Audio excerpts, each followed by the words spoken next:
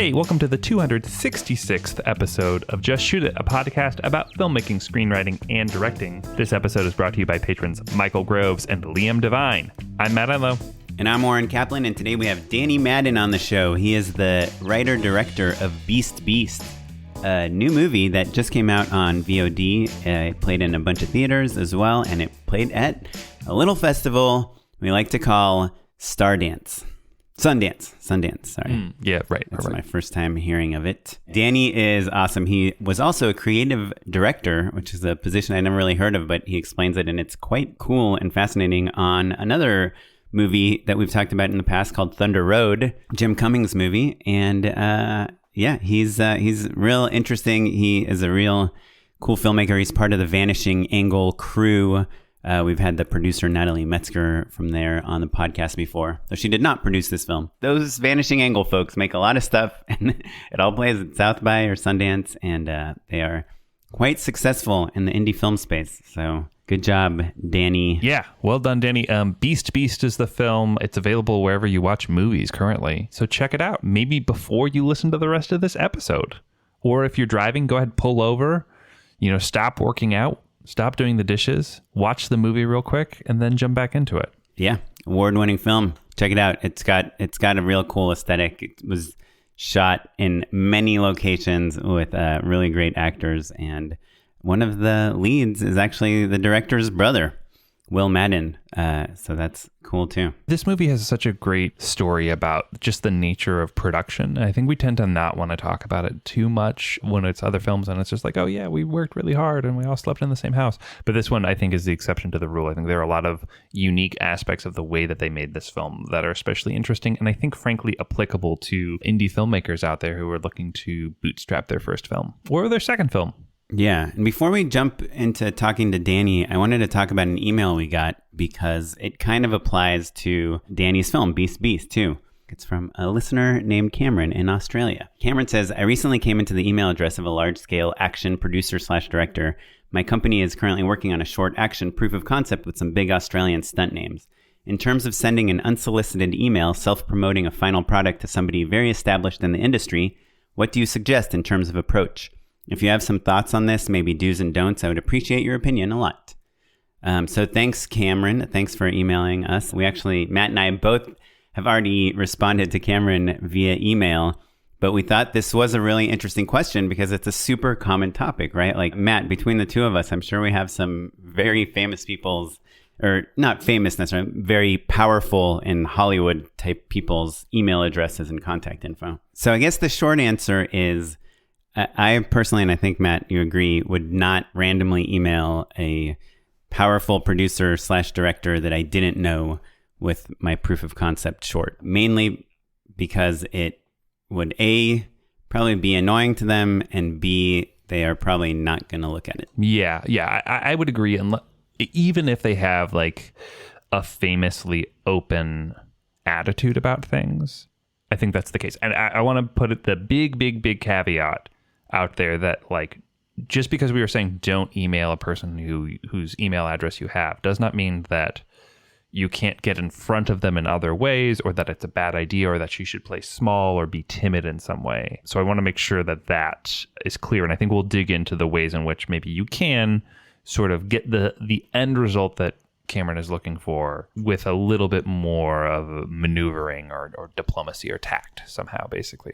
Yeah, I think the easiest way you would contact this person with your proof of concept is however you got their email address. Maybe you were accidentally CC'd on an email or something.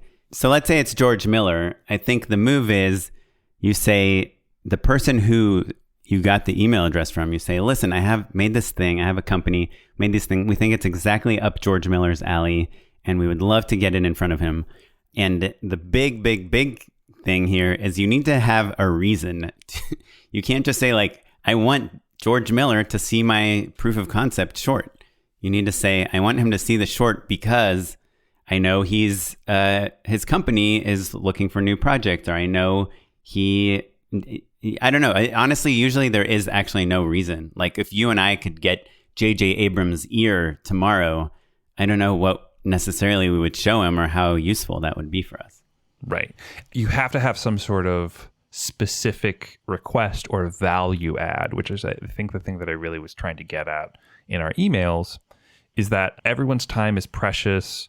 There's also a little bit of vulnerability in terms of like being emailed by a stranger when you're a person who's high profile and who, you know, is vulnerable to lawsuits. If someone, you know, comes out of the woodwork and says, hey, so-and-so stole my idea, I emailed them, you know, this project 15 years ago. See, here's the email. I have proof. You know, like all of that stuff makes people a little anxious. And especially the higher profile you are, the more vulnerable you are to that, because people do like to pull that sort of stuff. But if you have an intro through the proper channels, perhaps that's a friend of a friend, perhaps that's a producer. Does this person have people on his or her team whose job it is to develop things? Probably. If they're big and fancy, they've got a shingle. You know, they've got a handful of producers who are attached to them who are looking for IP. And so I think thinking that through is one thing. I think also having a third party, whether that's an agent or a manager or a producer, or, you know, even maybe you know, the stunt performer or something like that, having somebody else say, hey, you got to check this out, just adds a level of credibility. Just someone vouching for you, I think, really goes a long way. And also it lowers people's defenses immediately, because if Oren is pitching somebody else's idea, like, oh man, this is so awesome, I just thought of you, I think this would be great, then the person whose film it is isn't like coming asking for a favor. Their hand isn't out in the same way, right? Yeah. And so I think that's a big part of it. I mean, it's all about validation and like trusted sources, and an unsolicited email is quite worthless, especially when it's sent to very busy people that have a lot of projects going on. Yeah, and again, I want to, the point is not to say, hey, we think this is a bad idea. I think the constructive thing is to figure out, okay, you're making an awesome film. Let's figure out the best way to help you capitalize on that film, right? And so it made me think of, also, we get emails all the time from filmmakers who are like, hey, I want to talk about my movie on your show. And so the things that we personally respond to, we've talked about a couple times, but if you have a personal introduction, if you say, hey, Matt and Oren, I love Just Shoot It, and I think that we should talk about this. I think you should talk about your film because it is exactly the sort of film that you typically talk about. I heard it in X, Y, and Z, but here's a unique angle. My friend, right? Personalizing who edited a show you've talked about in the past, actually edited this movie. Like all those things that you can kind of connect the dots for us is helpful. And also making it feel personalized so that it's not just a blind blast. It's not like, hey, everyone, check out this awesome film, right? Reaching out and saying, I think that this is right for you for these reasons, I think is part of it. I think the other thing, this film isn't out yet, but having external validators like tons of views, film festival awards, other things that make it, again, third parties vouching for the value of this film will not only help the film in terms of you trying to send it to this director or producer, but also just in general, everyone will be like, oh, this is so great. Look how many people must love it. It's been watched over 20 million times or 10,000 times or whatever. Like all of those other things, I think, are going to help put eyeballs on it. And I think unless this person is literally the very best person to help get this film made, focusing on them exclusively, and I'm not saying that you're doing this at all, Cameron, but fixating on them, I think sometimes can be less helpful than it's worth, you know? Yeah. I just want to give two quick examples of like,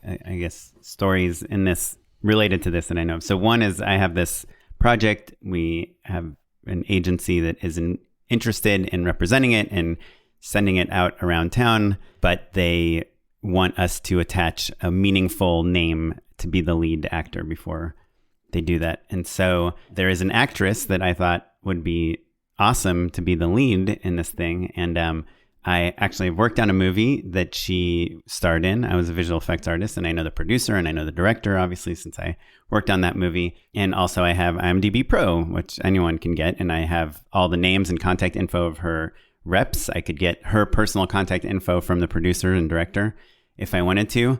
However, I also know this guy that is a friend of hers, and I've worked with him before, and as a director, And so I called him and I said, hey, can I show you this project? Here's the deck. Here's like the proof of concept we made. I think your friend would be awesome as the lead of this.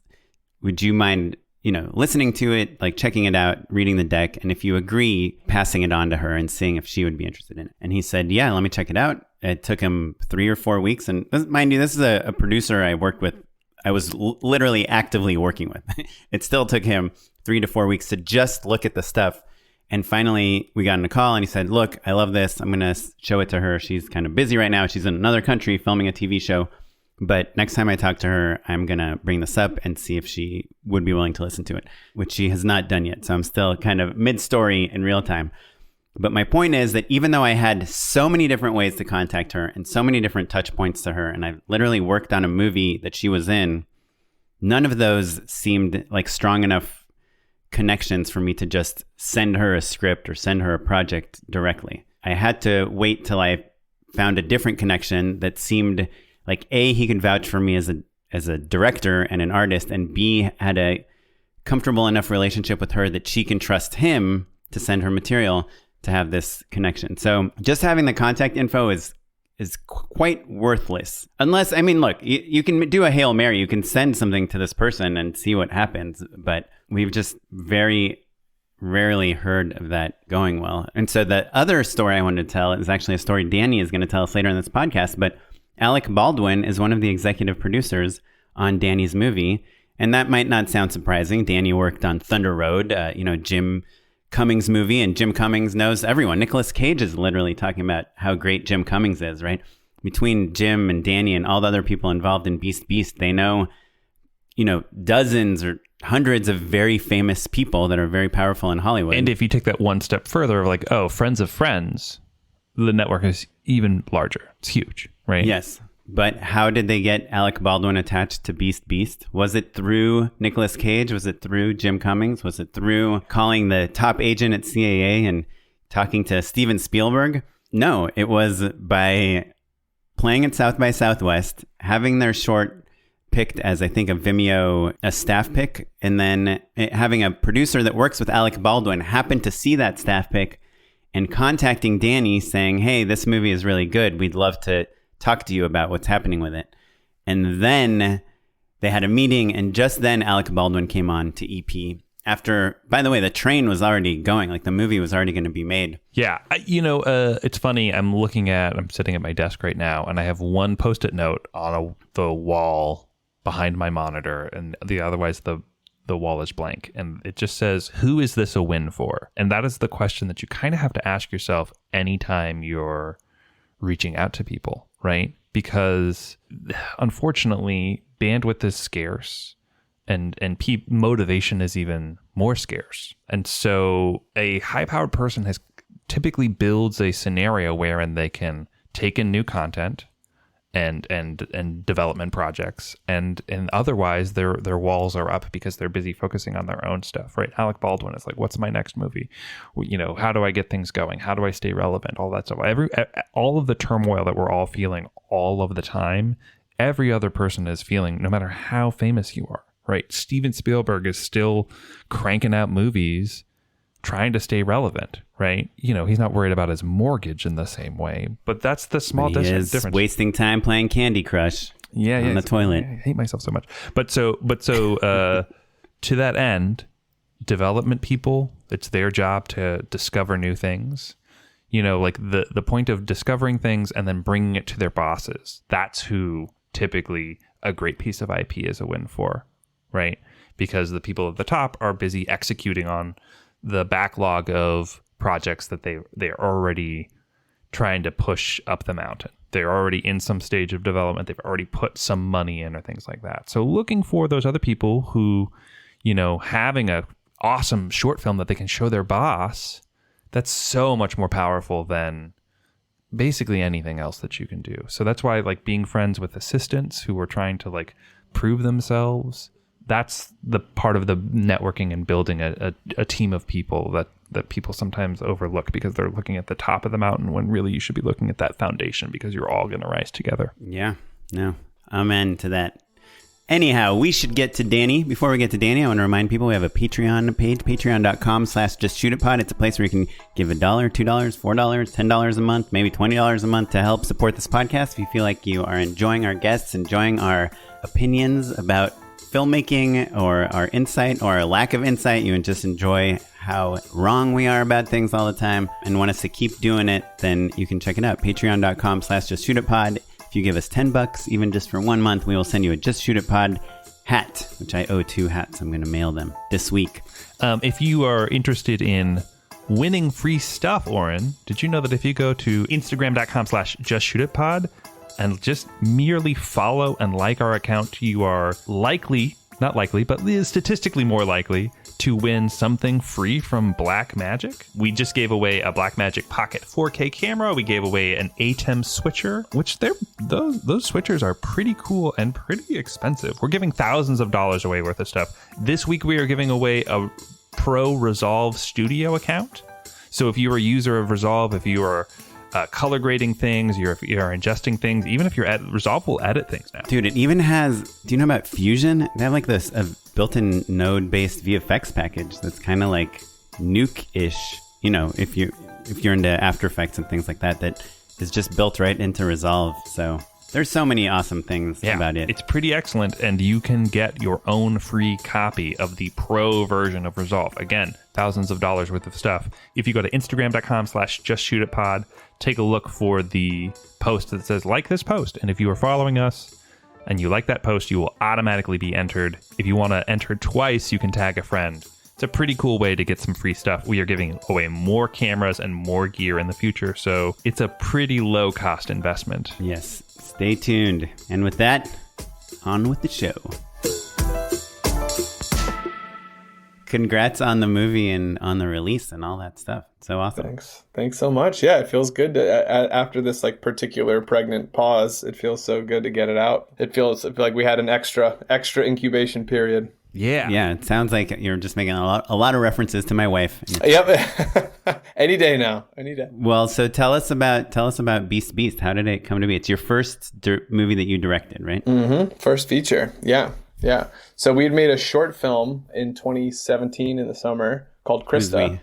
My brother and I. And is he a filmmaker also? Co-wrote this. Will is an actor, but this was a movie that was sort of a love letter to theater and sort of like tapped into like our sort of shared experience with theater as well as his kind of further studies.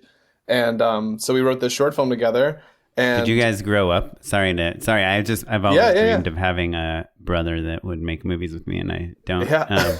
I have 2 brothers that don't want to make movies with me. Is that something you get like Duplass style? Like you guys grew up making? We did. I don't know exactly stuff? The Duplass style, but if the Duplass, if one of the older ones was looking at the younger ones saying like, "Hey, you want to be in the movie? Like we need someone to like fall down this set of stairs. Like you get to be in the movie." And then he's like, "Sure," And then enough years of that kind of filmmaking abuse like sets in, and then it's Stockholm syndrome, and then he wants to be an actor, and luckily he just really has a natural talent for it, and then he did high school drama and then went on and did a conservatory program at Boston University. And oh, cool. Are you guys from Massachusetts? We are from Georgia. We grew up in Georgia. Oh, cool. Oh, yeah. We're boycotting you. Yeah. Well, there's plenty of good and bad anywhere you go, sure. I guess. I think Danny is as well. He's here in Los Angeles, so. I am here in Los Angeles now. You left Georgia. Yes. I've lived in a whole lot of places since Georgia 15 years ago. Well, so tell us a little bit about Beast just to kind of set the table here. Yeah, so the short film Krista is about this girl in her theater class kind of using a scene study as catharsis for trauma that happens in her life. And then through that process, we found Shirley Chen, lead actress, in an open call. We were filming at their high school, and she was very much like on the level of people we want to be working with, just like really that kind of dedication, that kind of like follow through, and just like bringing ideas, like variations to every take and pushing it. And was this a high school in LA? It is. It's called LACHSA. Okay, Los Angeles, it's like a acting high school. Yeah. Yes, exactly. It is important to note LACHSA, I believe, is a public school. Yes. So it's just like it's a feeder, but it's not like Crossroads. It's like a rich kid private school but it's like OSHA, right? The Orange County High School for the Arts, and it's not like the lead actress from 8th grade that just like went to some random high school and like didn't even make Right. it No. into, like, She moved down. Shirley moved down here from Washington when she was a kid with her mom, like to pursue acting. She had been professionally acting. Right. She had like 2 little spots on TV shows and then mostly just high school theater stuff. But she was just incredible. Just kind of like the spark is there. And so anyway, so we came out of that process feeling good, feeling like we had found a sort of filmmaking language that we liked. We liked the idea of this sort of kind of flashing back and like sort of weaving these experiences together, and what she was doing in the sort of documentary feeling of it. I do animation as well, so I come from a very storyboard centric kind of production method. So I really like to know the puzzle in previs, like just knowing how each shot kind of is going to connect into the next. So with Krista, it was sort of an experiment in this way of like, no, let's film it. Let's just have a rough idea of the shots we need. And yeah, so anyway, we felt good about Krista and then went off with the team to make Thunder Road down in Austin, Texas. Wait, so did anything happen with? So I was finishing Krista, and our team went to Austin, did Thunder Road. I creative directed Thunder Road, which is basically like Jim is on screen for almost every shot. So like you need someone on monitor kind of giving like notes to art and camera and kind of like throwing some performance suggestions. Wait. What is this? So Jim directed Thunder Road, but you are giving notes on art and camera and stuff from being. Well, I'm there to. Jim and I have been working together for like over a decade, so we know each other's tastes. We've always helped each other out. So when it came time for him to do his like first big feature, he wanted like a kind of trusting like director. Yeah, he needs somebody to make sure on the monitor. There's not a boom in the to be shot like or when whatever. we have 30 people standing around and he's got like water on him and shit, and they're like, do we reset or do we move on? And he looks through the crowd and I like give a thumbs up and it's like, okay, cool, we got like that's good. We're moving on, you know. So just wait, but there's an AD as well, right? You're not like not an AD. We had an AD for a couple days of Thunder Road, but right. But the safe hands is I think is what we're talking about basically. Not unlike producers. Have you had that before, Matt? You're talking about it like it's such a standard thing. But... Oh no, it's not. I was about to elaborate. It's not a standard thing, but as a producer, when my wife is directing, she's oftentimes in front of the camera as well. And so I will take on that role of just kind of like, you keep an eye on things, you can help say like, oh, I have a hunch of like, I think you're going to want it again. Or like, I think you've got it, come take a look. Or, right. It is a very particular role that isn't especially defined, and I'm sure it's different for every yeah. So we just called it creative director was the term we came. It's director support. It's sort of like just making sure the ship is moving in the direction we want it to be. Right, and that can be in the form of a scriptee, or that can be in the form of a producer, that can be in the form of an AD.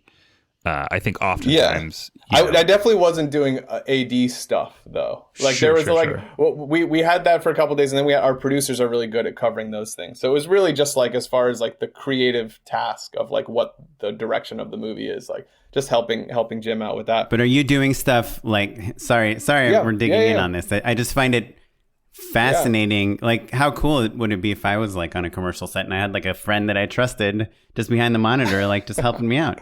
Well, but hold on. Yeah. But you have had that before, right? That is what like a creative director oftentimes does. They like swing by. They're like, oh, I like this, or oh, I think you need one more.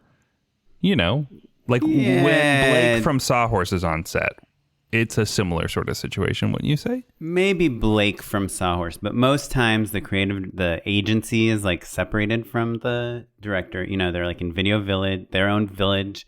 You're doing your thing. The AD, you're like, are they good? Are we good to move on? Like, it's not like you have a buddy and you're like this mind meld creative, unit that's like doing cool things. And obviously Jim's acting too, so I get that. But is there a situation where you're like, Jim, you came off like a little mean in that, like maybe you want to try one just to have it that's like a little lighter, like often, you would do often it was like that? Oh yeah, that wasn't funny enough, and he'd be like, all right, and then we'd like turn it around and go, like that kind of stuff. But Ben, you guys know Ben Wiesner, producer of that. He was our lead producer on Beast Beast as well. He and Jim and I have been like a trio for like many years. We've been making stuff under the name Ornana, and just like little short films and stuff here and there. So the three of us like really have a kind of shorthand and a trust. So anyway, so we're down in Austin. We made that movie. It was a really good, for me, it was a sort of like scrimmage, right? For directing a movie of that size that size crew. We're all living in the same house. It's this kind of summer. If you fuck up, it's all Jim's fault anyway. It's all, That's no perfect. responsibility. Yeah, This has got Jim's great. name at the top. Yeah. But no, so that obviously felt really good leaving. And then I drove back with Ben, who was living in North Carolina at the time. And we just had this long chat kind of debriefing about it. And he's like, hey, look, it feels like a repeatable act. It feels like we could put something like this together, another cheap movie, do this. And he's like, you're on deck. Like, you're up next. You've been making these shorts for 10 years and it's time. And at the time I was finishing Krista, the short, and I was like, okay, cool. Well, I'm kind of enjoying what we've discovered in that language and that sort of cinema voice. And maybe I'll start thinking along those lines. So starting to develop a feature idea from that. And then the film got accepted to South by Southwest. And so then I thought, Sorry, all right, which film? You mean Krista, the short film. Okay, great. So, and then I said, okay, well, now that's in 3 months. Why don't I will force myself to have a first draft of the script by the festival. And the thinking there is like, oh, if I meet someone, if someone's like, oh, I love this, Danny, what's next? Yeah. You have a good Yeah, answer. the phrase I used was, in case anybody gives a shit about this movie. We can turn around and go, oh, here we go. Yeah. So what a great mantra to have over your desk. I right? mean, it's good to, Yeah. to be prepared, Yeah, no doubt. Wait, and so just you've said a couple times like that you found this like new language or approach in Krista compared to your previous work. What is? Can you be more specific about? Just what as that far is? as like going in and allowing the actors to just like play and then capturing it, like having more of like a documentary feeling, like kind of long lens, a lot of foreground stuff happening, like allowing like a looseness and like a discovery element of it, and also not knowing exactly how it's going to edit together, which is typically the process for me. Like usually, like it's going to cut when she grabs this vase and throws it on the floor. We're going to cut to this, and then the feet are going to walk in, whatever. Yeah, but because like with animation and stuff over the years, that's always like made a lot of sense to me. Like that kind of that's holistic interesting. approach to like what cinematic.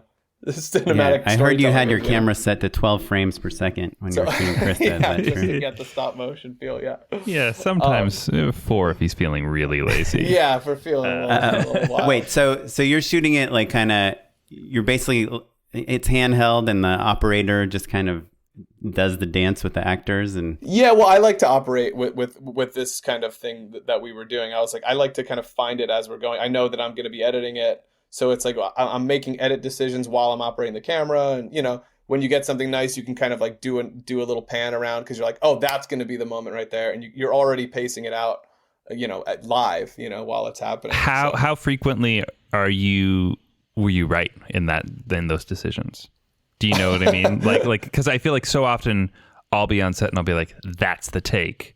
Or like, we'll cut there. I don't need the end of it or whatever. And then in the edit, I'm like, God, why didn't I finish this strong? Interesting. I thought I was going to cut and then I didn't. And now I can't use this take, which I thought was perfect. You know what I mean? Did you find yourself in that situation or no? I don't know. I mean, that's always part of the process. You're always second guessing yourself or trying different things in post, or I feel like I am. But no, if something like really thrills me on the day, if we're getting the actor to go somewhere that I'm like, oh wow, something's really like breaking through. There's something shining through here. I want to go back just a tiny bit to talk a little bit about your approach as it relates to animation, because I think this is really fascinating. Basically, it sounds like what you're saying, and I'd love for you to elaborate a little bit more. You're saying because animation is so controlled, it's not that there's no spontaneity, but that the spontaneity is in slow motion, right? As you're discovering things, it takes, however long it takes you to do a drawing or set keyframes or whatever, right? Like in a way, right? Yeah, in a way, it's more what I'm talking about is like in animation, you do post-production before production. You're making edit decisions. You're deciding what happens when and why. You're saying so in an animatic, for instance, right? Exactly. Yeah. So so typically I've done films before where I'll do an animatic of the movie, even if it's in live action. And I'll do it and I'll pace it out and I'll cut it so that I know and the team knows as we step in, hey, don't worry about, X, Y, or Z because this shot is 3.5 seconds long and we're going to be moving like this. So everyone's on the same page with that. I just find that it like really galvanizes the crew, like to know what the movie is before we start going. But with Beast and Krista, you're saying that you kind of rebelled against that sort of...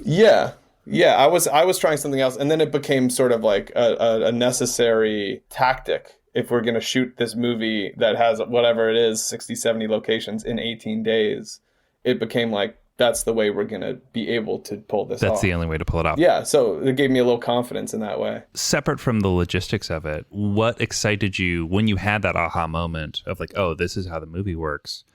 Was it freeing that you didn't have to worry about storyboarding every single beat? What, like, on an artistic level, what excited you about it? No, it was more kind of itchy on my like control freak personality. Like I would rather have those pre-thought things, because that's what I appreciate in film. I like a nice crafted sequence and where everything's deliberate and feels really good. But in this case in particular, it just felt like performances from young people who haven't been in a movie before, and like really like peeling back an authenticity in that experience. That's what was like the sort of goal for this one. That was the directive, you know. That's what we were going after. When you are operating, do you have a DP also? Yeah.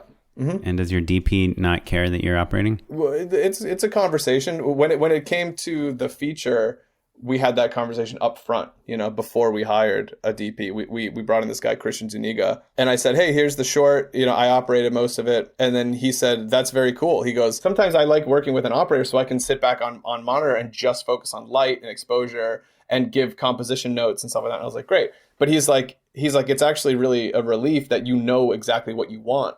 So now we're not dicking around all day, like, you know, searching for what the framing is and stuff. It's like, I just jump in there and I do the thing. And then, you know, our dear AC has to just kind of like keep up on all these long lens things where I'm going like, here's a fun little technical thing. I kept going beyond minimum focus, like getting too close to the actors with like an 80 millimeter lens. And so we had this code because we were just doing these long takes, just running, just to try and get these moments. And so our AC would spin the wheel back and forth to sort of click it as like a Morse code of like. So if I heard like the follow focus clicking, I knew I was too close, and then I would step back, and then this clicking would stop.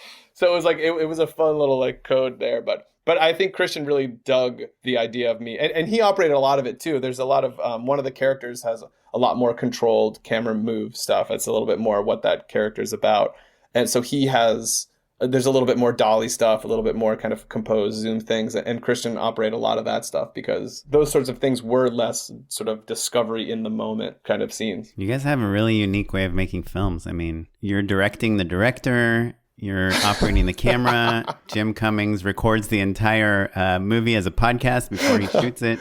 Well, yeah. I mean, it's like what makes sense, and what also do we have the technology to do? We didn't slate on this movie. Because I was like, we're in the 21st century. We have a little magical box that you click on the camera and you clip to the sound guy and you sync by time code, by time of day. And I'm like, cool. Then you could do that. And if things get, you know, a little wonky in post, you can follow the waveforms, you know, you can lock things together. So I said, so what are we doing here with the slate? These people have never been on a film set before.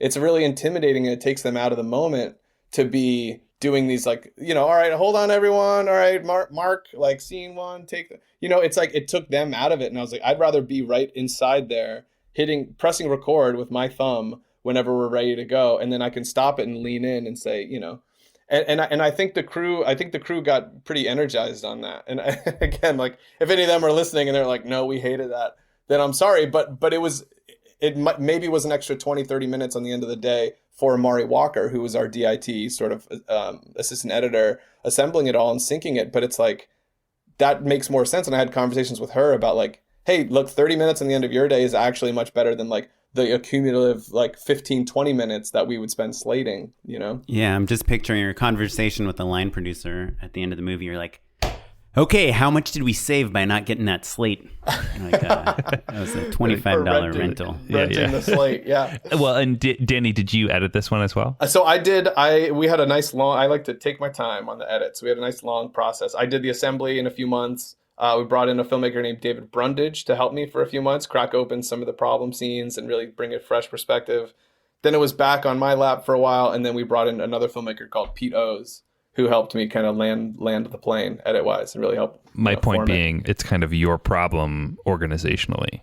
So right? Certainly. In terms of like, if there's no slate, it's a little hard to like maybe scrub through things, but you know the footage backwards and forwards anyway. And again, I'm like, we're organize here it however you want today. it. This is what counts. You know, Yeah, that's great. And what did you do about sound? Was it sound just rolling the whole time? Yeah, sound. I mean, we had that conversation up front, and they were excited about this kind of different process. And I would just kind of give a wink to the boom op, and he was like, "All right, yeah, we're going." And they just they kept extra organized with it, and they were just like kind of up for the challenge, you know. And what camera were you shooting on? Alexa Mini. With zoom lenses or just with primes? No, primes. Yeah. And one camera. So back to, we have Krista, the short film. We're going to South by Southwest 2018 with a rough draft of Beast saying, if in case anyone gives a shit about it, we will, say. And when you say we, it's the team. It's me, my brother, it's Jim, it's Ben. We kind of move as one, right? Mm-hmm. It's a swarm of vanishing angle photos. But you wrote the script. I did, yeah. So we do South by Southwest. Thunder Road premieres as well. It gets like the trophy, the big like prize. And then Krista also got a couple awards that night as well. So we were pretty like excited walking down the street afterward, me, Jim, and Ben. And just kind of like shaking your trophies in the air. Definitely not. You lost a couple. You're like, it's fine. We've got extras. We're walking down the sidewalk and thinking like, okay, well, what's next? What happens next? And Jim goes, well, you got the script for the new one, for the feature. And he goes, why don't we just, and part of it was Vimeo gave it a, quote, staff pick award. It was the first time they were doing this. They'd pick a movie. The next day it goes online as a staff pick premiere. So that was part of that whole deal. So Jim was like, hey, the movie comes out tomorrow. Why don't we do a Kickstarter tonight and get it live for when the movie comes out tomorrow at noon and announce the feature? And then we started laughing, of course. And then there was a silence for a couple steps. And we were like, shit, we're doing that tonight, aren't we? So, I mean, do you ever like think to yourself, like, I'm kind of tired right now. I don't want to just make a whole Kickstarter campaign. I thought we were just going to get a couple drinks at the Driscoll. Well, this is the thing is like when your high is like making things, it was like that was our way of celebrating, right? It was take that energy and funnel it right into the next thing. And that was your moment from Titanic where you're just like on the front with your arms out. Like, and then you're like, let's go down to the bottom decks and shovel coal to keep the engines moving. Yeah. So we all drank like Topo Chicos and, LaCroix at the closing night party, and then went back and Jim and Ben brewed a pot of coffee and I bought 15 Whataburgers and we went and like stayed up all night with the crew. You guys were hungry. Of Thunder Road and everyone. Yeah. Well, there were a lot of us. And we stayed up all night. We shot the video and we, pieced the thing together. We had the like footage from that night from the award thing and all this. Like just like iPhone footage? Well, yeah, people had filmed like the actual award ceremony and stuff. So we just like cut that right into the video. So the next day got it approved by Kickstarter at like 9 a.m. And then boom, the page was live by the time it went, like the movie was out on Vimeo. I'm curious who the lowest person on the totem pole of your Rat Pack is. Like who's the person at that point? We had a few friends. Mikey, go get the coffees. Well, we don't care what people footage who you got. became friends, like there was like Maggie Noble was a PA on Thunder Road. She just like came down from like Missouri. She just drove down to Austin when we were making the movie. She was like, I'm going to work on this. We were like, all right. So she kind of got into the fold. So she's, cut to, this night and she's kind of like, all right, well, let me like look online for some photos and I'll help, she was helping Ben like draft up the Kickstarter, like, tiers of like rewards or whatever. And so we stayed up, launched that. So basically announced the movie and said, we're asking for 10 grand for like pre-production funds. And just to announce the thing, make it real. And also maybe, build an email list, just kind of like, you've got like, how do you capitalize on the momentum of a Vimeo staff pick and all of this stuff, but not make it totally bonkers, right? Yeah, I love that. What did you end up ultimately raising? It was about 20 grand from a 10K kind of goal. So that was great because then that meant this is real and here we go. This is an important crowdfunding question. Ballpark, like what percentage of that money came from first degree connections, right? Like friends, family, people that basically versus strangers. Yeah, I think that's usually the majority of it. But with something like this, Jim had this following and Jim has the whole Twitter thing at this point. So he's blasting it out. So this was the one that we had done that got the most kind of stranger donations, And so anyway, so that we just kind of announced it and we planted the flag. We wanted Shirley Chen, our same actress in the lead role, and she was going to college in August. So we said, okay, we're filming this movie in early August in Georgia, in my hometown. We're going to go back there and film it. And that's when Alec Baldwin was like, excuse me, I would like to play the lead role. I would. And you're like, get your no, brother Shirley out of here. Chen. Yeah. It's going to be Shirley.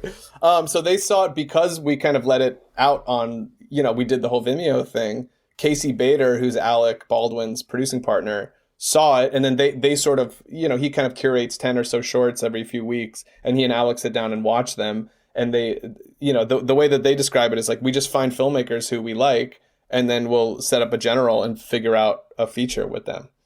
And so by the time I did a general with them, it was like, hey, we're gearing up to go make this thing for whatever, pennies we can scrape together. We're going to go film it at my mom and dad's house in Georgia.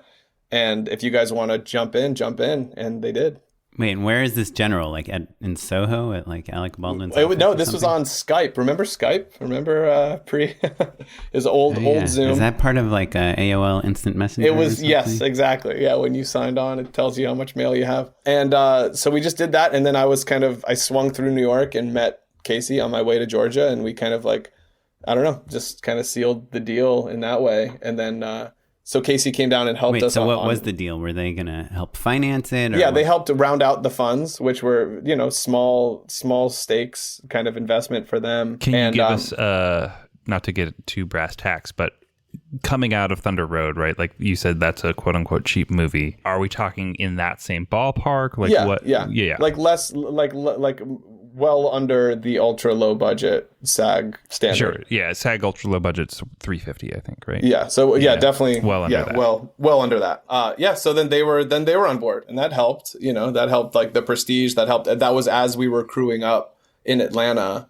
We were that news broke, which was really nice because it kind of again it just like that sort of thing gives people a little bit more faith in a project that is being run by people that they like probably haven't heard of, And so you're on this hot streak, you're traveling all over the country. How are you supporting yourself? Like, are you picking up side jobs? Is it savings? Like what? Because I think that's an important thing for people to understand, right? It's like, it's okay if your indie movies don't necessarily keep you afloat, or that they're long-term investments. Yeah. When that money does come in, it takes a while. Yeah, right? That was not the case here. Yeah. I mean, for me, I'm always, I do the math in my head about like payment on freelance stuff, like how that equates to time.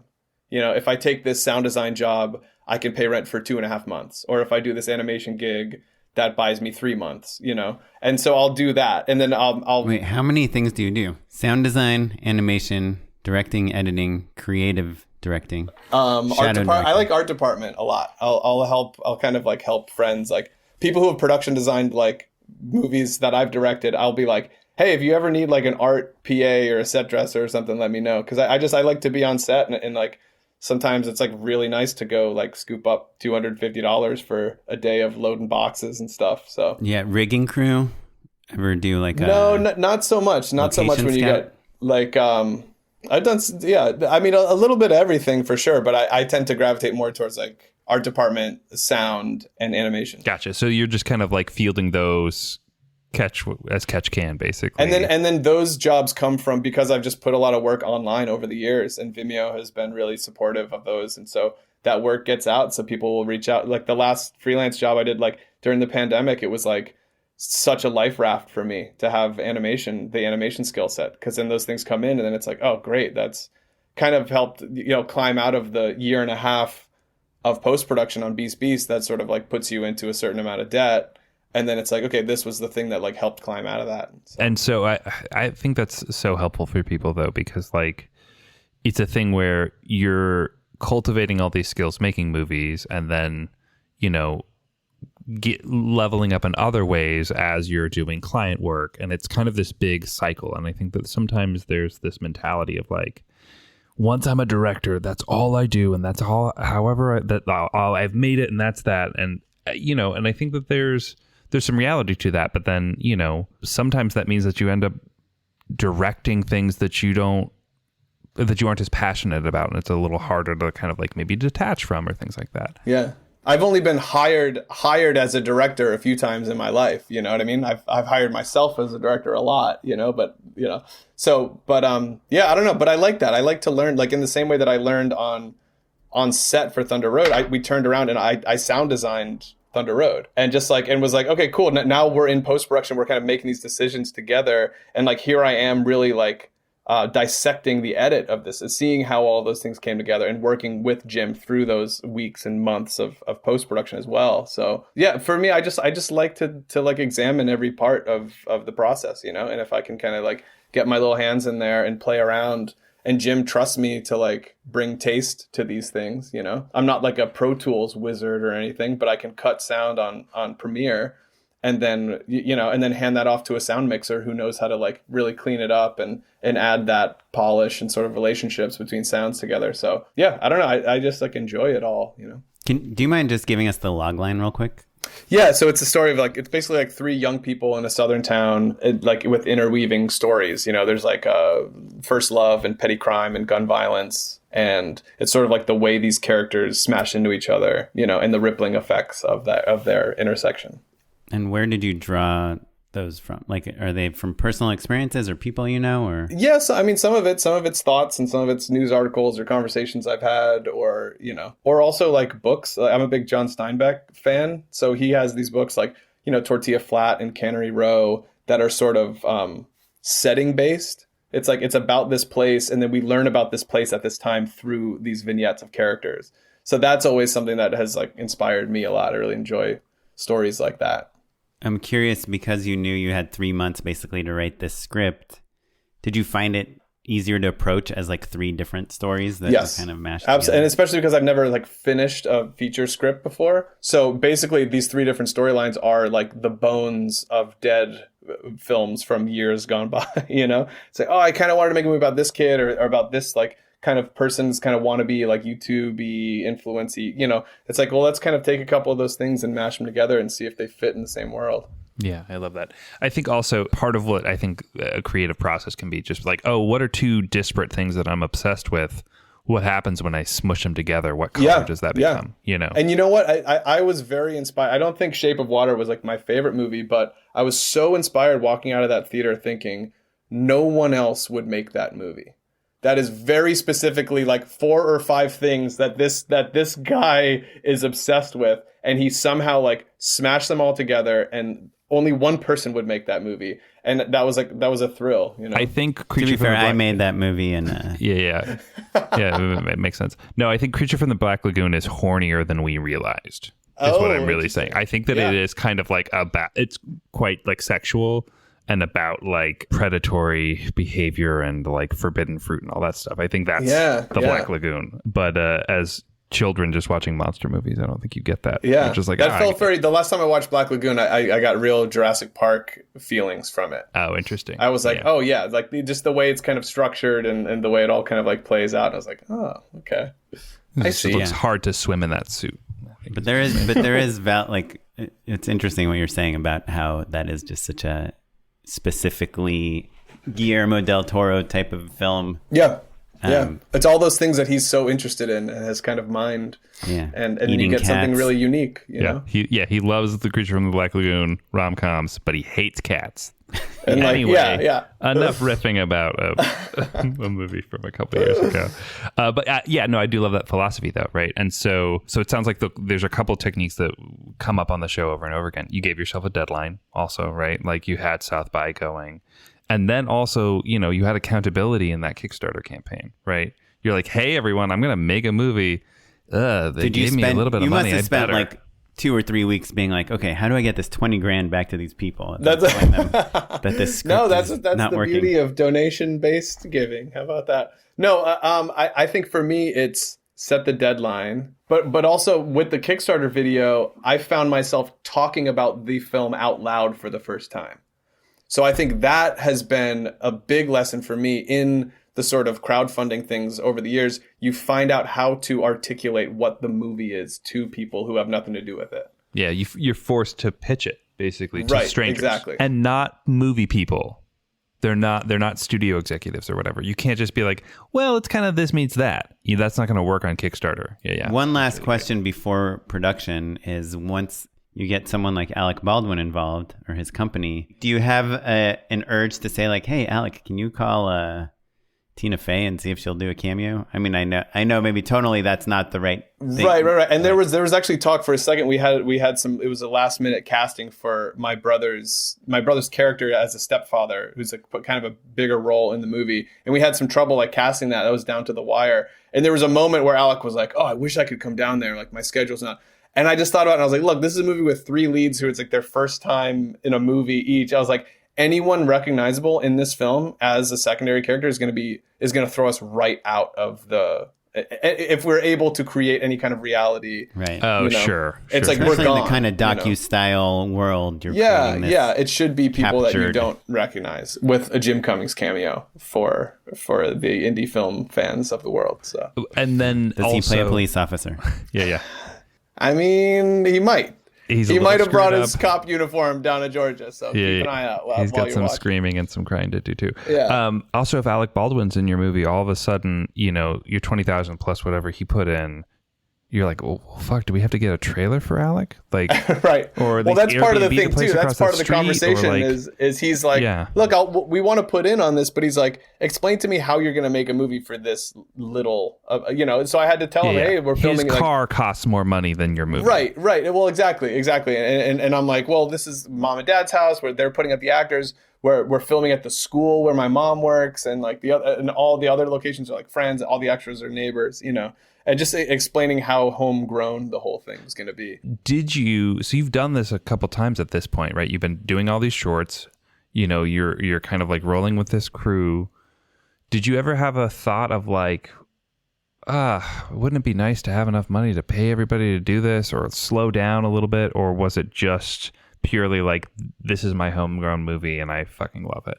Yeah, that's the thing. And again, coming off of Thunder Road, it was so fun to have that experience and say, this is what that's going to be. This is going to be the 12-person crew. We're all camping out in this, in this house together, and we're making breakfast together, and everyone's just head like on the project at all times, helping each other out. And I'm like, that's what it was. And I love that. It wasn't like, let's compare this to some other hypothetical filmmaking scenario. It's like, let's just, this is what it is, and this is what we get to do. And maybe we have to shoot our climactic scene on day 3 when I don't really know what the movie is yet, and it's my brother's character's like big moment, and he's coming in, it's his first day on production, and you're like, okay, well, this is the way it has to be, because we got this free location, and this is the one night that we can have it. Yeah. Did you ever feel like, okay, you've got a 12-person crew, are you ever like, well, fuck, can we like shoot a couple more days, right? If it costs so little, right? No, but even that, it was just like,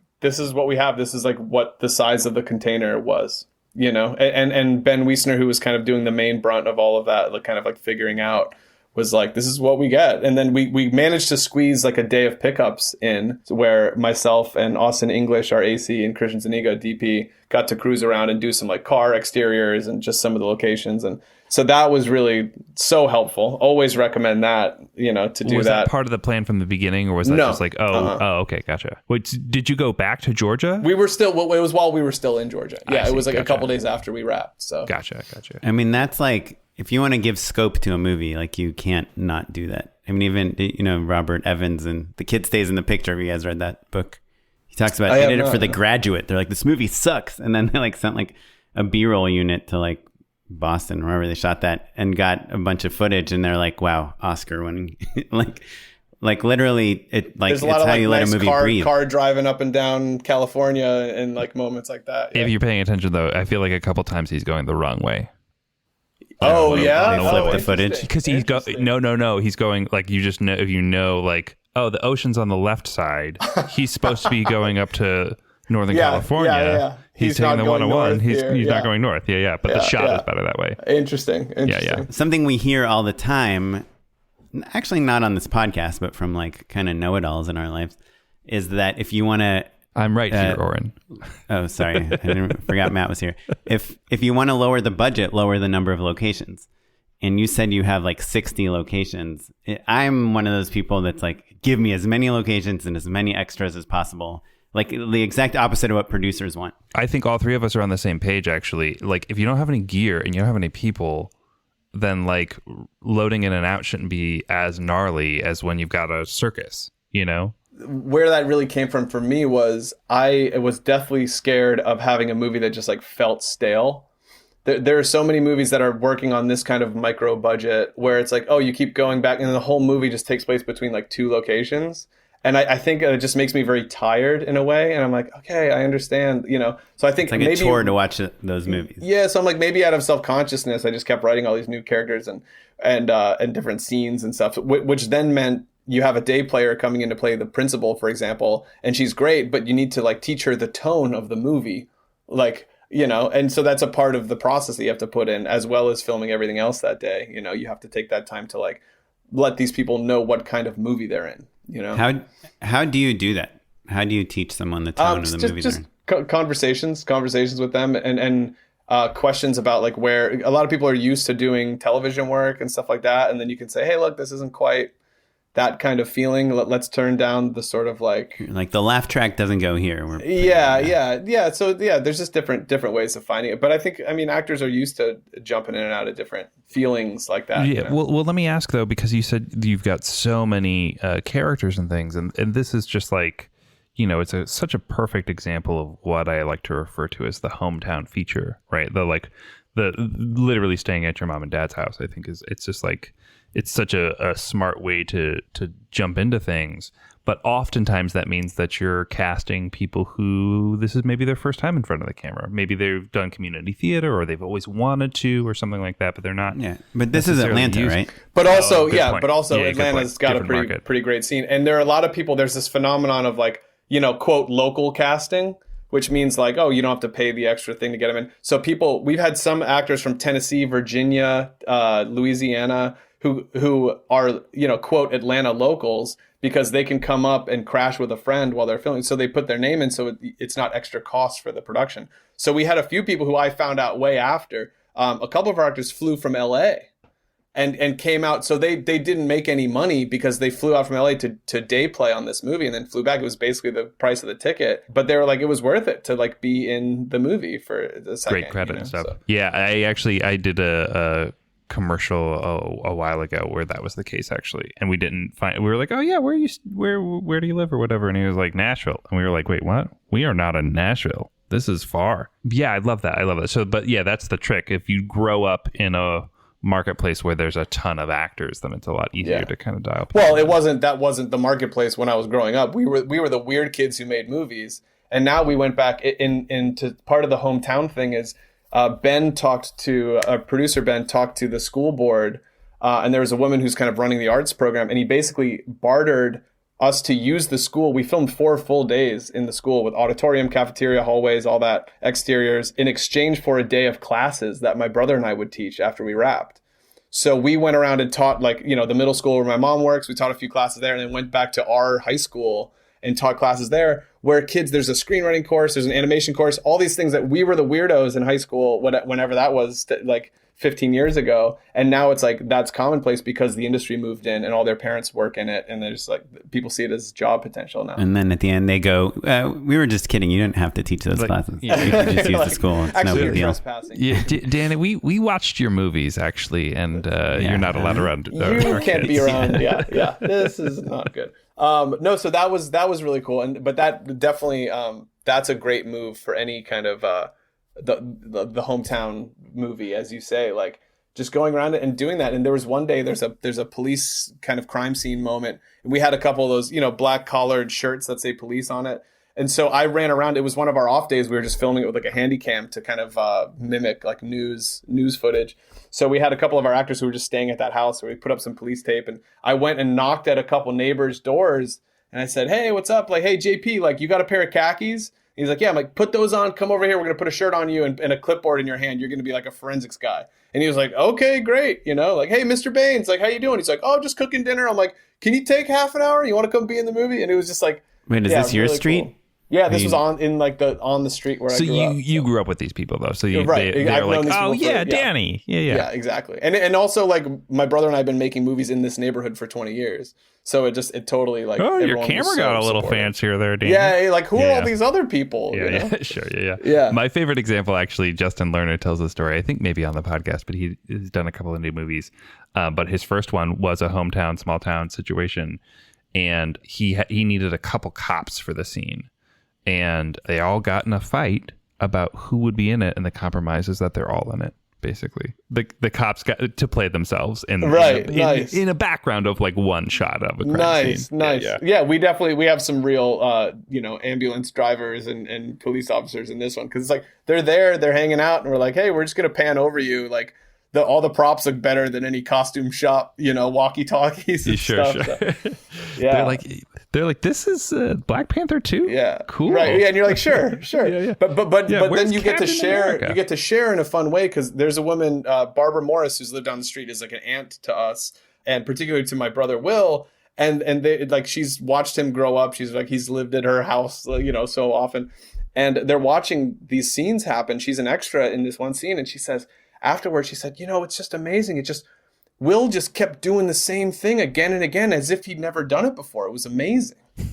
and it was so cool because like that kind of like, it was like so charming, like how naive that angle. It's like, well, that's filmmaking, that's acting. But it was like, it was really special to share that with the people who we had grown up with. My parents are always like, it takes a long time. Yeah, and they're like, oh, wow, this is actually kind of weird. It's so boring and strange, yeah. My grandpa would always say, but the hardest part of this filmmaking is the memorizing all the lines. Right. And not that it's not hard, but it's like not anything anyone ever worries about. Yeah. Well, so Danny, I love this, but let's fast forward a tiny bit, right? Because it's a long time going. It's very collaborative in terms of like getting this film in the can, right? And then you had a premiere at Sundance. Yeah, you finished the movie. Alec and Jim corner someone from Sundance, and they're like, two choices. No, we did the. I had got probably 12 or 13 rejection letters from Sundance over the years, and we submitted by regular submission, like whatever the site was at the time, and we paid the submission fee. We got it in on the regular deadline. But the opening credits is Alec Baldwin Presents, a J.J. Cummings production.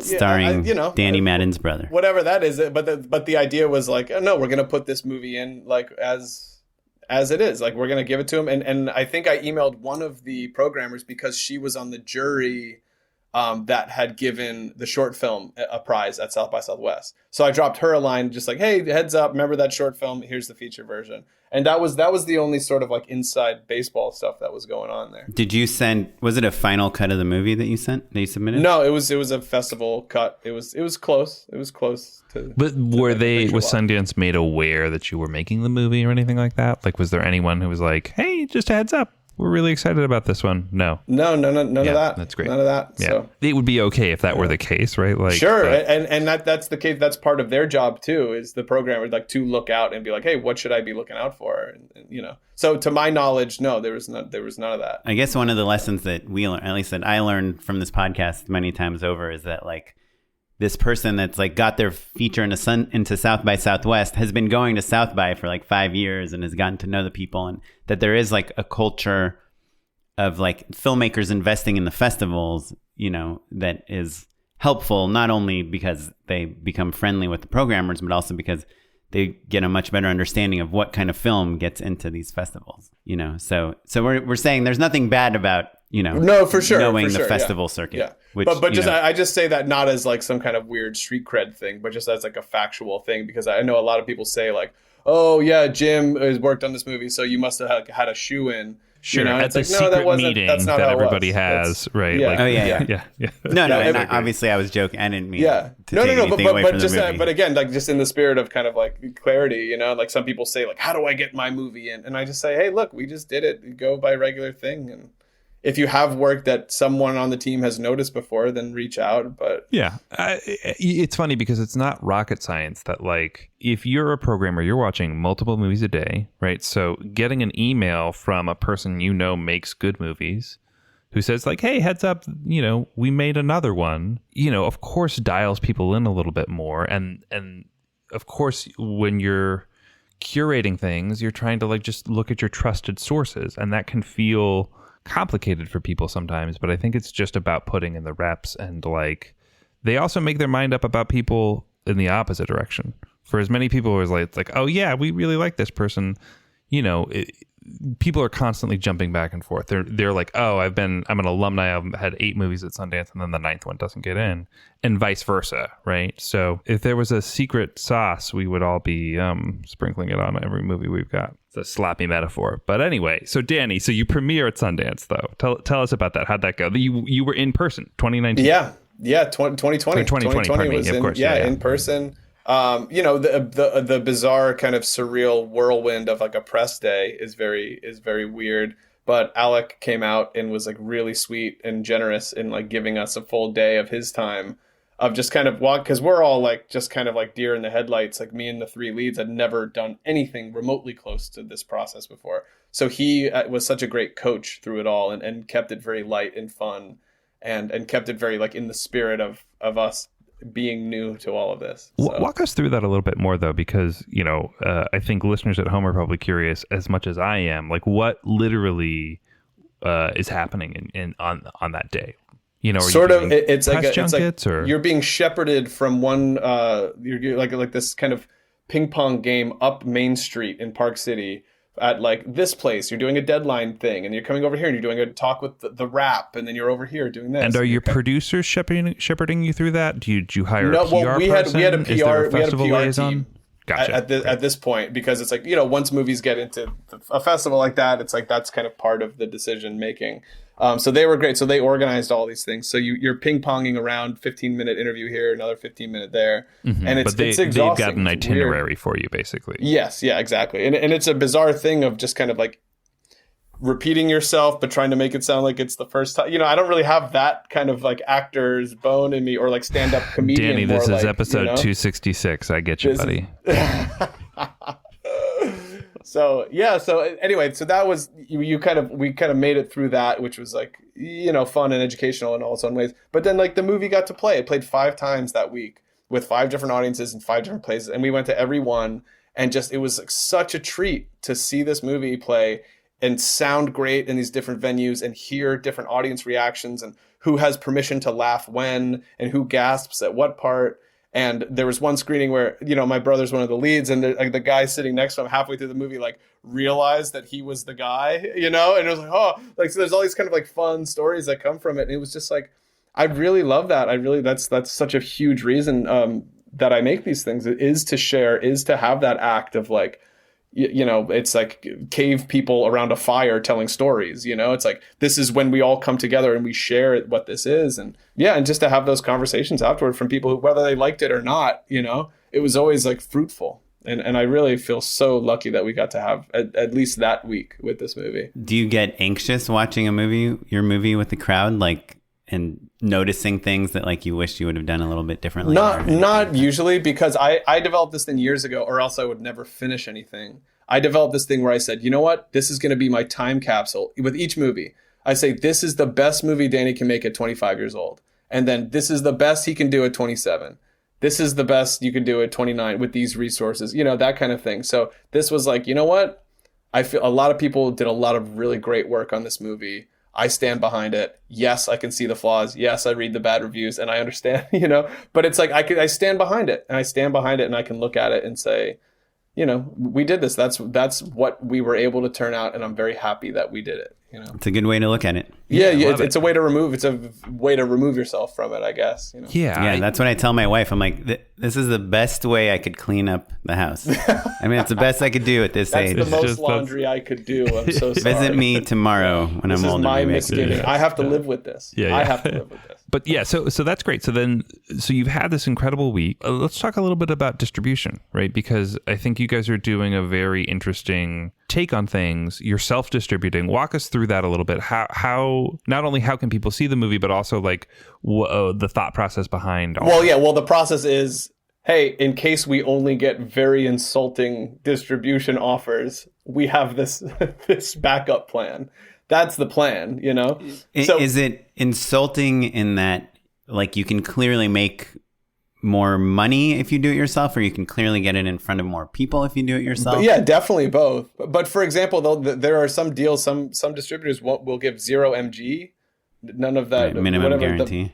Yeah, and so you're coming in, they're not giving you anything, even though you've made a movie for a small amount of money. You still want to return the investment for the people who put in, comparatively small investments, but these are still people who, and then it's like, okay, so now you're going to do that, and then you're going to take half of everything we have, and in a time when like indie theatrical distribution is so weak anyway, so we could actually get the movie in more theaters through emails and through friends we've made at different film societies all over the country or in places around the world. And so I think it's a special case with Vanishing Angle because they have blazed the trail with Thunder Road of like, hey, we did this, we kind of created these like kind of fan bases and all these different things. So if we're going to open in Cleveland, if we're going to open in Houston, we have people who are going to show up there, Charleston, and it's like people will go because the film played at the festival there and people will champion it.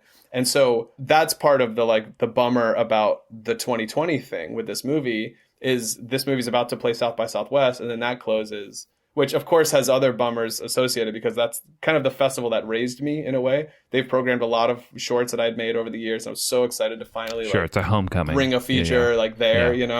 Anyway, now, so that festival still happened, just it was all virtual, right? Yeah, not quite. Like 2020, it was a weird thing. You could opt in to have your movie on Amazon for a second. It was this weird thing, and nobody knew if that was going to like screw up any kind of like other for a feature, especially. It was in the beginning of all this, we were all scrambling, but because Maureen Barucha's movie, right, Golden Arm, but I think it's a similar situation where because they were going online, they didn't want to.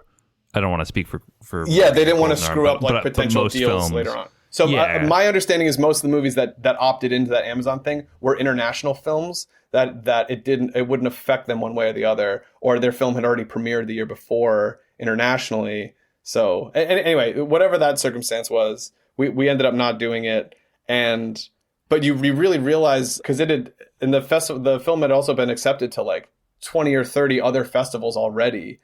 For the beginning part of the year, spilling into the fall and stuff. And it was like, so this was going to do a big run. And in that way, you are creating these sort of like fan bases, these champions for the movie around the country, around the world. You're maybe getting an email list going or at least some notoriety. All of that. Absolutely. And were you planning to travel with the film to all of them? That's all I wanted to do after a year of sitting at my like hot laptop on my desk in my bedroom, cutting this thing, I wonder how much of a COVID denier getting into South by Southwest makes you. You're like, it's not that bad. Come on, guys. Let's just hold our breaths and watch these movies. Yeah, exactly. So anyway, I think this film kind of missed out on some of the like potential like fan base building stuff. So, but again, luckily, like Ben Wiesner's super smart, Matt Miller, Vanishing Angle, like they have all these great ideas, and their sort of team working with them on just like how to get the movie out there, how to save a little bit of the budget for P&A when the movie is coming out, it's interesting because I'm realizing now that it's a tiny bit of a misnomer to say that you're quote unquote self-distributing, because oftentimes I think people think of that as a purely DIY situation where someone's like, okay, I'm going to like figure out how to do some Facebook ads and like get people to download it on VOD, and that's going to be how I do it. Right.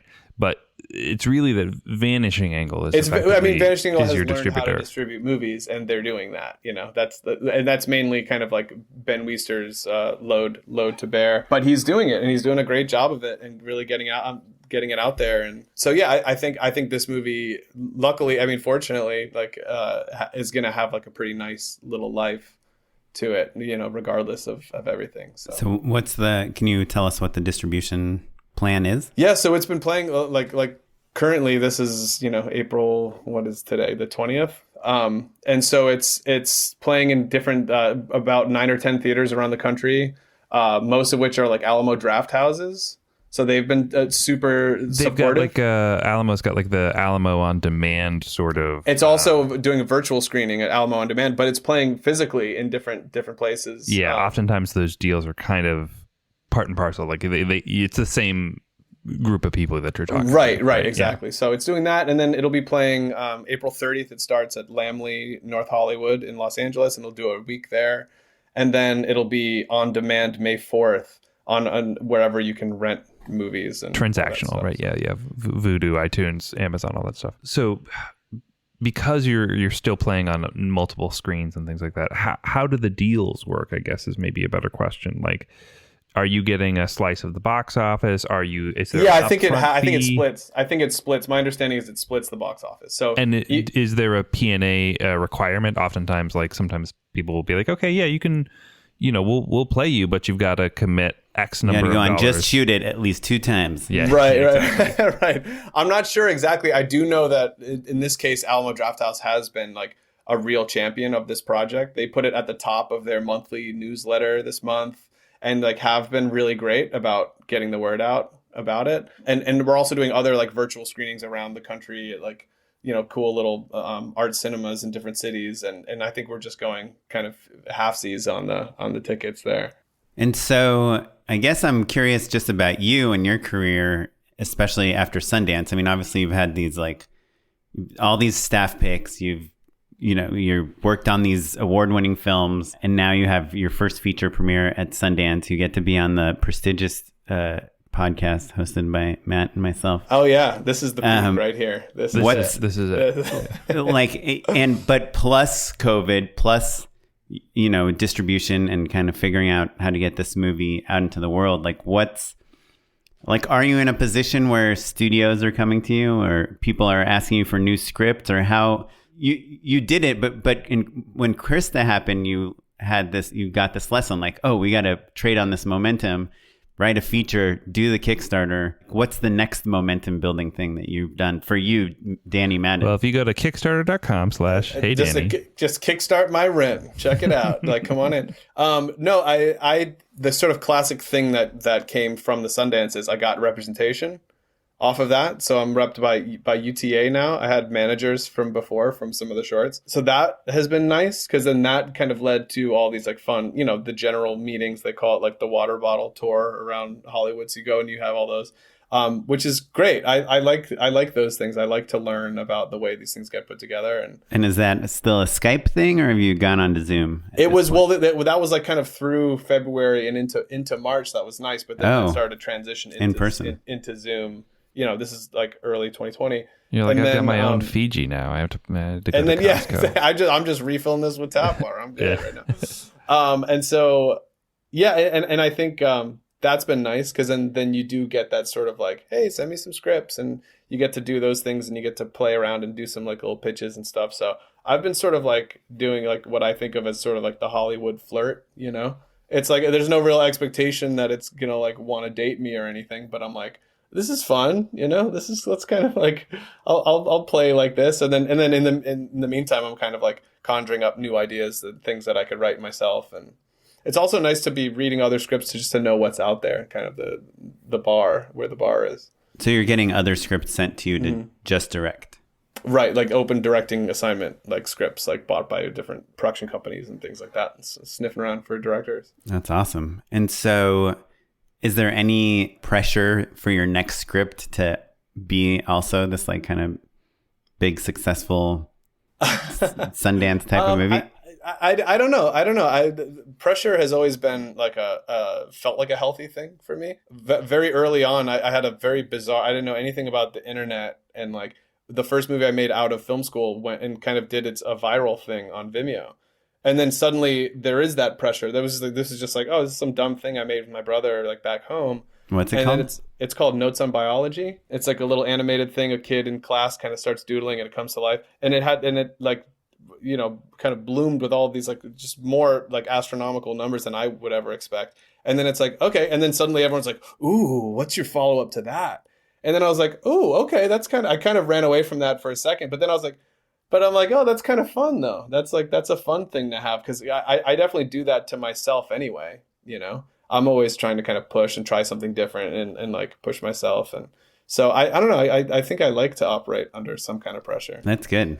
I have the opposite effect where I'm like, I just, nothing I make will be good. So might as well just eat some more chips. I love chips. But so let me ask though, Danny, in terms of like, you're flirting with Hollywood, right? But it sounds like you're still kind of thinking of writing things as well. Like, will there come a time where you'll just kind of decide like, oh, I'm going to just keep kickstarting things, or like, what do you want next, I guess? Well, when I say flirting, I guess if I elaborate on that a little bit, it just means like it's expectationless. I'm taking these meetings, I'm doing these things. I'm even doing some pitches. People are like, hey, what do you think about a movie like this? And I'm like, give me a few weeks and I'll come back and I'll pitch something, just because like I think that's fun. Like I'm having fun with that process. Like I live with my brother who's in the other room doing like 2 or 3, 4 auditions every week. He pours himself into this thing. He memorizes these lines. He films take after take. He picks it. These are like, in my opinion, he's doing like these great performances and setting them off. And then you have to like throw the sides in the garbage and forget you ever did it. So I'm pretty inspired by that process. I think as people who are not actors kind of get a little spoiled with like, no, but this is my idea and this is my thing that I have to do. And like, so I think coming at it with this, like, no, let's like play around with this. Let's see. I don't expect anyone to be like, hey, congratulations, kid. You had one movie playing at this one festival and like, here's the keys to the castle, which has happened a couple times. And I think there's a myth around that, Sure. Well, and I guess that's what I'm getting at, right? Is like, not that someone couldn't give you the keys to the castle, but you strike me as the sort of person who's like, well, no, I'm just going to go make my own castle. Sure. Right. And I'd be lying if I said I wasn't like super inspired by like the Robert Altmans of the world and those kinds of like, hey, let's just like figure this out, Maybe I'll do a movie with famous people and it costs this much money, or maybe I'll turn around and just do this little thing. And so I get inspired from all directions, all kinds of artists and stuff. So, an ideal for me is to be able to kind of like toggle between the two worlds and play and learn and let each one influence the other. And Soderbergh style. Well, exactly. Soderbergh's a great example of that. I do think so. I had a friend that had a movie at Sundance, and I would see him approach actors and crew and things like that. And he wouldn't even say that he had like a Sundance film. They'd see his bio, or someone else would be like, oh, he had a Sundance film.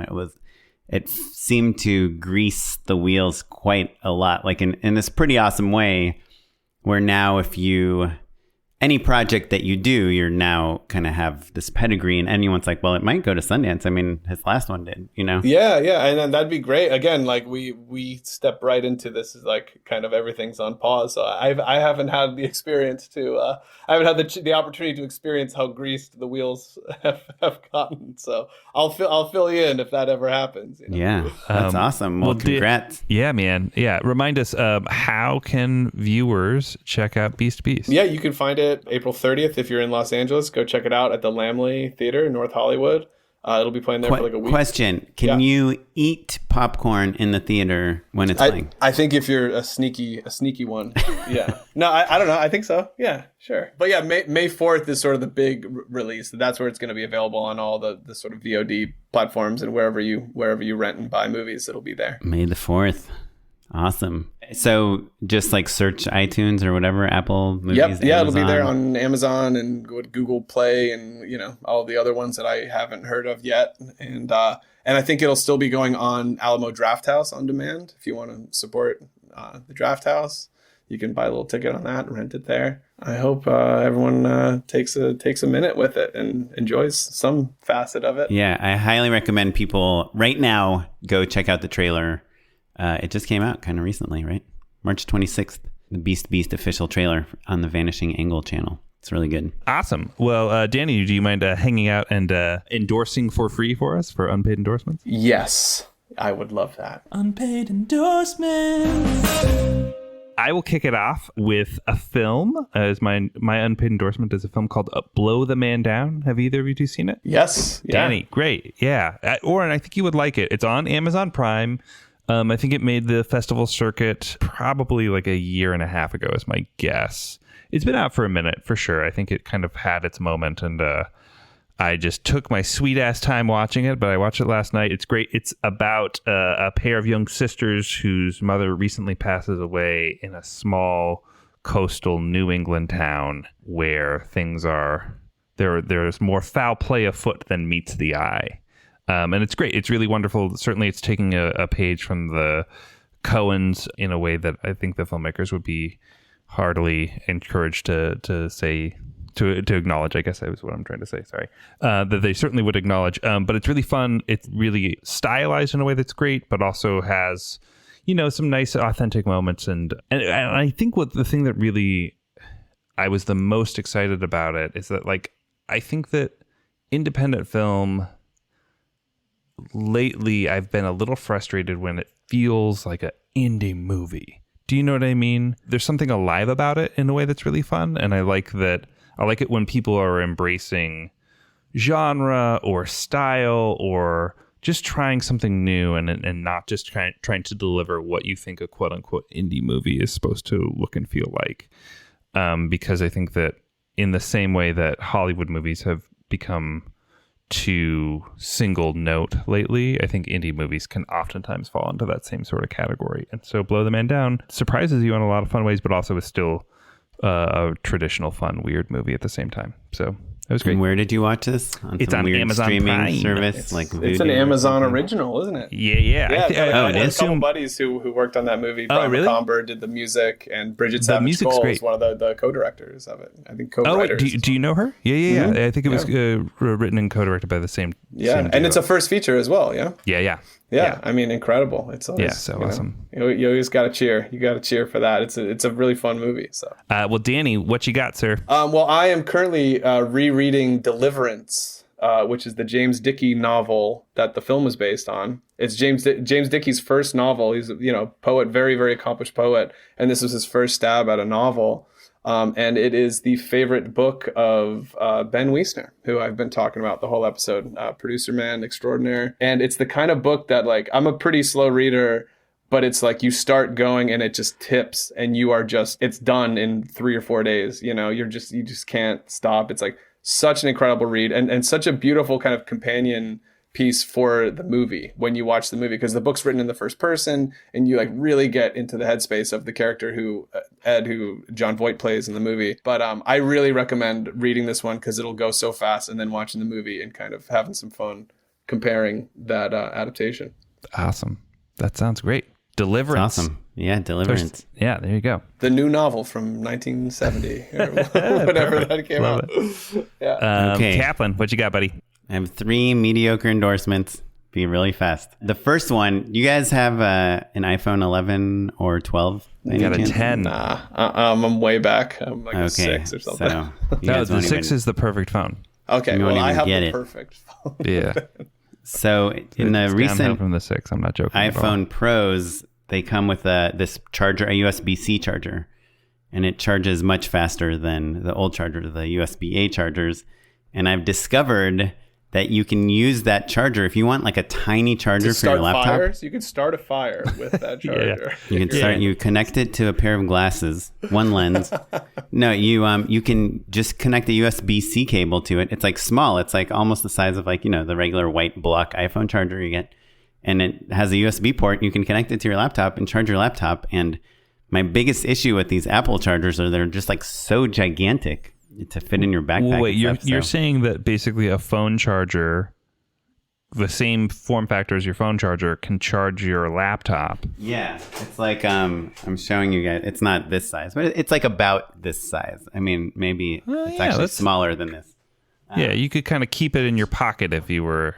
You could fit it in your pocket. Yeah. It would be uncomfortable. Somebody, if your girlfriend might think or boyfriend might think you're about to propose to them, because it's probably about the size of. Okay, yeah. So that's don't what keep happened it in with your me. pocket. That's the tip that comes with the Yeah. Unless But another piece of advice: if you're gonna propose to someone, like on a walk on the beach or something, there's no reason you have to take the whole ring box. In your pocket. Yeah. Just take the ring. I'm Because too neurotic. take the ring I'm box sure and I would everyone lose the ring. They can tell from a mile away, like, is that a ring box in your pocket? Or are you just about to propose to me? Which I guess the answer would be yes to both of those. But so this iPhone charger, it probably only works. We use it for my wife's laptop, which is like an older MacBook, not a Pro. So it's tiny. It's like 11 inches or something, and it charges that just fine. So, but it may explode on a larger. Yeah, case. I mean, it's exploded a couple times. Keep that. Keep that Your in mind battery with is this just endorsement. slowly expanding. Yeah. So the second thing Anymore. is we're trying to lease another car, and you guys know about Leasehackr, Leasehackr. there's ways to hack to get a good price on a lease in this place, Leasehackr. If you're thinking of leasing a car, if you have your own S Corp or LLC or something, I mean, you do, Matt. You can write off, if you lease a car, you can write off the whole thing. You also, in California, you only pay tax on the lease amount. You don't pay tax on the entire amount of the value of the vehicle. So there's some various money savings that I won't bore Danny with at this point. But Leasehackr kind of helps outline all of those. Is that what you're saying? Yeah, well, you see what deals people post, like the deals they got, and then you can just say, hey, look, this lady got this deal. Can you give me that same deal? You go to like the Subaru dealer. And the crazy thing is, I think a lot of people know this, but the deals on the like luxury brands, BMW, Audi, and Mercedes are way better. You can get like an Audi or Mercedes for the exact same price as like a Toyota or a Subaru because of the way leases work and the amount of money that the cars are worth after the lease ends. So it's I don't know. If you are into cars at all and want to lease one, you should check out leasehackr.com on how to get a good deal. And then the last thing is just a trick I came up with my daughter tonight, which is like if you have kids and they want really expensive things, just choose a few important things to them and explain to them that you will have to sell those things in order to get this expensive thing that they want, and they will quickly not want that expensive thing. I can't believe it took me 5 years to realize that with my daughter. So what were you threatening to sell? Well, Winter, let's go to the pawn shop and bring the dogs. I feel like people are going to think I'm a jerk, but I own a few DSLR. I have a 5D Mark III and a Sony A7S, whatever. But she doesn't care about that camera. No, I can take some good photos of my daughter, but there's this photographer at the school that's like, hey, for $80 or something, we'll take a picture of your kid, and then you can pay us for every print or something. I mean, just some absurd amount of money to get photos of your kid at school. So absurd that of the 14 kids in her class, only 4 parents opted into this thing. And today she comes crying. She's like, I was so mad at you, Dad, because my friend got her photo taken. She said it was so fun, and I wanted to do it. And the teacher said that you didn't want me to do it. And I was so angry at you. And I was like, listen, Winter, it's very expensive. If we sell your favorite doll, she has this like motor-powered Mercedes car. Yeah. If you go to my Instagram, you can see a video of it. And she's like, well, what if I give away this keychain? I was like, Winter, you need to sell it like 400 of these keychains in order to get the money for this thing. Why don't we just sell your brand new bed that has a slide on it? The bunk bed. She's like, well, no, I need the bunk bed. So anyway, at the end, she's like, fine, I guess I don't need, I was like, yeah, I was also thinking of going to Disneyland, but instead of that, I guess we can give you 4 minutes with this photographer, which by the way, I can take photos of you too. I have 1 million amazing photos of you. Right. So now I'm going to spend like $380 on Disneyland to save $80. Yeah. Great. Well, awesome. So that's it. If we want to find out more about you, Danny, are you on Instagram, Twitter, or anything? Instagram. I started doing Instagram for as like a portfolio thing. It's Stuff by Danny. Ooh, I love that. Is it? That's Danny. What it is. That's the thesis, and that's what I use it for. So I started it with just to help promote the movie and. Yeah. And Beast, wherever you download movies, basically. Check that out. And then if you want to see other older shorts, help me out. Yeah, exactly. The older shorts you can find on Vimeo, vimeo.com/Ornana, Ornana, like an orange and a banana put together. That's the name that I kind of have always made things under with my friends. I love I was secretly looking around at some of the Ornana shorts while we were talking. I love that. The sand one. Yep, Confusion Through Sand. Yeah, I mean, incredible work. You hand drew all that? Yeah, that was all markers on recycled paper. Wow. You guys should check it out. It's really awesome. Well, you can check out all of the stuff that we talked about at justshootitpod.com. We'll have links to the movie and a handful of the shorts, Vimeo channel, all that stuff. And you can follow us across all social media at justshootitpod. Especially our Instagram is doing pretty well, and if you're paying super close attention, there might still be an opportunity to win a bunch of gear from Black Magic, including cameras, Resolve licenses, the cool the panels that they use for color timing, like the different color grading panels, grading panels, all sorts of stuff. So we're giving all that stuff away. Keep your eyes peeled on that. Just Shoot a Pod on Instagram, and you can follow me at Mr. Madden. And I'm at O'Kaplan on Instagram. I'm at Smitey Pyleg on Twitter. You can also email us, justshootitpod@gmail.com. We love to hear from you. Please email us. and tell us what you think about everything. We don't care. Give us your unpaid endorsements. We just love to hear from you. This episode was edited by Sarah Weirda. Our social media maestro is Derek Aiello. Our producing consultant is Ali Kornfeld. And the music you're listening to is from the Free Music Archive and the artist Jahzzar. And we will catch you next time. Thanks, everyone. Thanks Danny. Everyone.